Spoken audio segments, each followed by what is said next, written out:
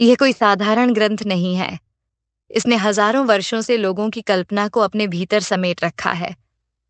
यह एक ऐसा काव्य है जिसने हमारे पुरखों को जीवन के सबसे गहरे सवालों का सामना कराया। धर्म और अधर्म का संघर्ष, सत्य और असत्य का टकराव, और एक ऐसा युद्ध जिसने धरती को रक्त से रंग दिया।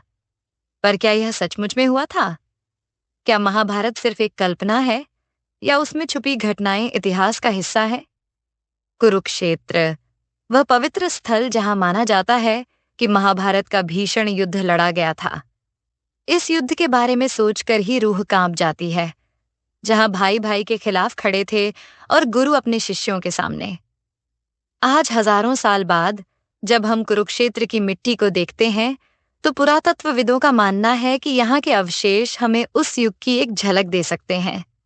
लेकिन सवाल अब भी वही है, क्या ये अवशेष महाभारत की सच्चाई को साबित करते हैं? हाल ही में कई पुरातत्व विशेषज्ञों ने कुरुक्षेत्र में खुदाई की है। उन्होंने वहां से कई अद्भुत वस्तुएं प्राप्त की हैं। मिट्टी के बर्तन, हड्डियां और कुछ हथियार। ये वस्तुएं एक ऐसे समय की ओर इशारा करती हैं जहां बड़े पैमाने पर युद्ध हुआ होगा। हथियारों और हड्डियों का वहां मिलना निश्चित रूप से किसी युद्ध की संभावना को बल देता है। पर क्या ये महाभारत का युद्ध ही था, या कोई और संघर्ष? महाभारत में यह भी कहा गया है कि भगवान कृष्ण की नगरी द्वारका समुद्र में समा गई थी। गुजरात के तट पर समुद्र के भीतर ऐसी अवशेष पाए गए हैं जो प्राचीन द्वारका की तरह दिखते हैं।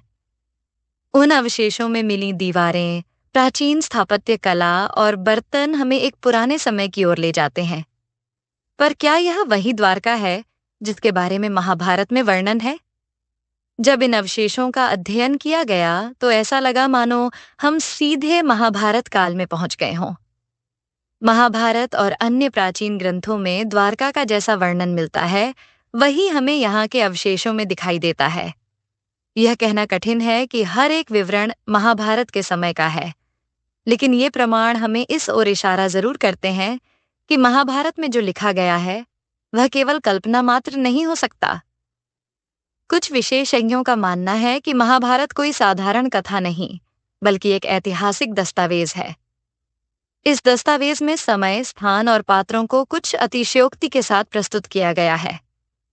जैसे जैसे काल गुजरता गया, कहानियां भी अपनी विशेषताएं जोड़ती गईं, परंतु जो मूल कथाएं हैं वे कहीं न कहीं इतिहास से जुड़ी हुई प्रतीत होती हैं।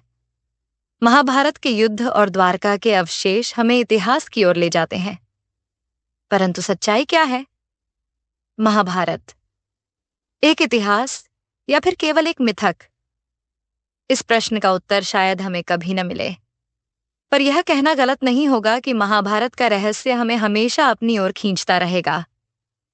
जब तक हम इस प्रश्न का उत्तर नहीं पाते, तब तक यह महाकाव्य केवल एक रहस्यमयी गाथा ही नहीं, बल्कि एक अद्भुत पहेली बना रहेगा, जो हमें समय समय पर अपनी ओर बुलाता रहेगा।